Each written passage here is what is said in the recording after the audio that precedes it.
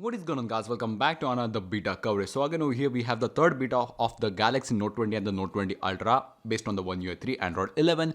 And just like another coverages, I don't have much more info than myself. Sadly, this time around the community is just not that great. People aren't updating to the beta cause.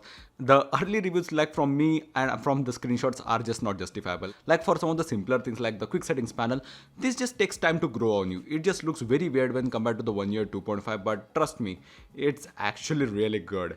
I mean, there is a lot of space wasted, but the way it looks and works is just much more better than before. So again over here, I don't have extensive change logs or any feedback from another people unlike last year. So all the things that I'm going to say in this video are just from my one day usage. So again, this update was pushed in India yesterday, November 11th, and it was again around 1 GB. So a bunch of the things have been changed, but there are just smaller the things which are removed or just changed completely. So for example, the widgets over here again get a font overhaul. So for example, some of the widgets are still bugged off, like as you can see there are empty spaces into the music player right over here.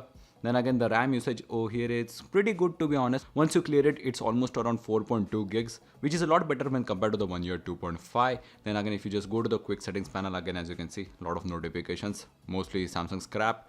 But if you just expand it, again as you can see, the font is very thin. Like all the clock fonts overall through the system have been changed. Again, there are few of the toggles which are upgraded, for example the hotspot, then again the QR code.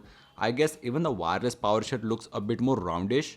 But yeah, that's basically it for the quick settings panel. And then the always on display. So again, the always on display does get a bit of an overhaul. So for example, there you go, looks much more cleaner than before. Again, it looks bit bigger, but the font is so thin. I guess they have almost decreased 50% of the pixels that are active right now. But again, as you can see, all the icons do actually have color right now, so I guess they have to just add them. If you just pay close attention, it's not laggy anymore. Yep, just look at that. A friend that just recently purchased Galaxy S20 Plus just tells me it's very laggy. Once you lock the phone, well, it's not laggy. It's just switching between 120 to 60, but now it switches to the 60 once you have completely locked the phone. So again, it looks very fluid. Just look at that. No lags at all. It looks very premium. Again, the animation for the fingerprint, it's a bit slower. Again, I don't know why it's not working right now. It's just still, but again, as you can see, it's very fast. Again, GPU watch has been completely fixed in this update, along with bunch of GPU errors with the Google Chrome. So for example, now if you just go to the Chrome, again as you can see, we are onto the test UFO. This site is to just test your screen refresh rate into the lifetime. So let's just update it. I don't know why it's just losing FPS right over there. Like it's not maintaining 120. Sometimes it just does. But again, as you can see in this update, it's now completely fixed. Earlier, if you just come over here, the screen would flash multiple times and it just won't let it count. So again, all the GPU errors regarding to the web view have been completely fixed. So that's nice. And then let's just go to the settings app. Again, as you can see, normal UI, nothing has been changed right over here. But for example, bunch of the Android 11 changes, like the Android Auto is now completely embedded into the Google Play services. It was early into connections, which again makes a bit sense, but now it's completely inside advanced features. So again, much more easier access. As you can see, Android Auto is right over here.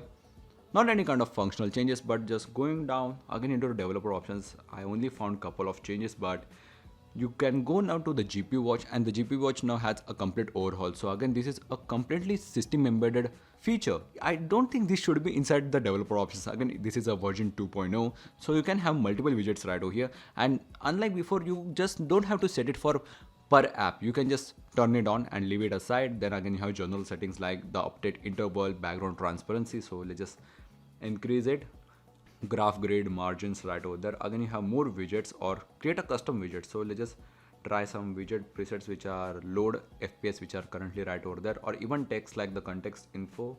And that's basically it. So what's a custom one? Yeah, you do have a lot of custom ones, such as for example API name, what's it's using, like the Vulkan or OpenGL. So let's just enable that one too. And now if you just come back, there you go, you have all the graphs related to the GPU, and this is really nice to just test out some of, for example, the weird things like it spikes completely whenever you open quick settings panel with the S Pen. So for example, let's just try again. There you go, it completely spiked when it generated a blur for the recent S panel, and it's completely spiked. Yeah, that's really weird. But now if I just try to open the quick settings panel, it's really laggy with the S Pen. I don't know why, whether you can notice with the 60 FPS video recording, but it's very stuttery with the S Pen. I don't know it's not resolved at all, but all the features that have been added to the One UI 3 with the S Pen are pretty much just completely removed. So again, it can still detect all the elements. As you can see, it highlights everything, but for the smallest things like in Play Store, it would show a little hand whenever there is a tab. It's now just completely removed. They have also removed a big blue circle whenever it detected a tap into the beta 2, but all the features from the beta 1 regarding to the S Pen are just completely missing. Again, the latency of the S Pen feels a bit better, kinda same like the One UI 2.5, but it's still a bit weird. So again, I think they have rolled back the drivers, but again, as you can see, currently averaging 120 FPS, it just dropped to 100. Yeah, Exynos. It also dropped to 22. That's not good. But let's just go back. Let's just turn off the GPU watch. This is a really nice tool. But now if you just go to the phone app, the contacts are just pretty much now fixed. There are no UI lags right over here, or even the scroll just works nice.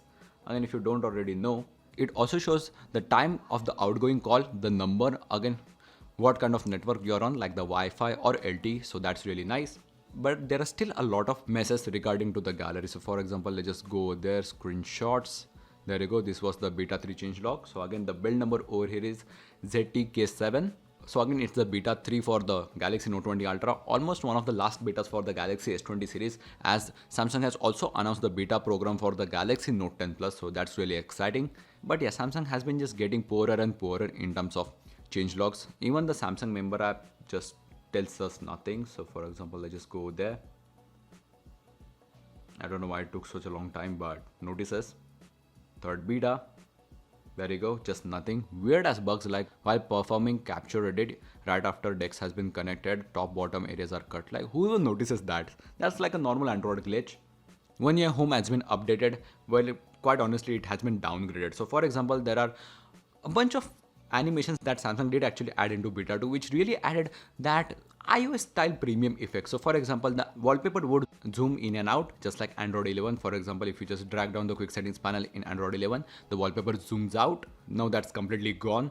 Again, for the app openings, as you can see, the wallpaper just does nothing. It stays on point.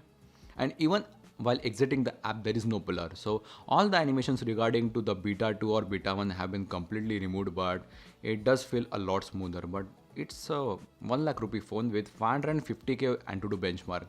Why is it still lagging on the launcher? It's really weird. But still, there are a lot of overlay and icon related bugs. So for example, a bunch of the icons do actually mess up for some of the people who haven't resetted their phone. But for me, even though I have resetted, my Buds Plus just completely go blank for some of the times. But for example, the normal bugs that I told you guys, like once you restart the phone, the clock would just reset itself. It's now completely gone. But if you just talk about the gallery still keeps on processing the images even after the hour of a click. So the image processing is still not fixed. I have completely allowed the camera to be working in background, but still it just doesn't process sometimes. And that's pretty much it for what I found into the beta 3. I hope you guys enjoyed. If you found this helpful, please drop a like. And why is this in 60 FPS? Now I can't even grab it. Where is it?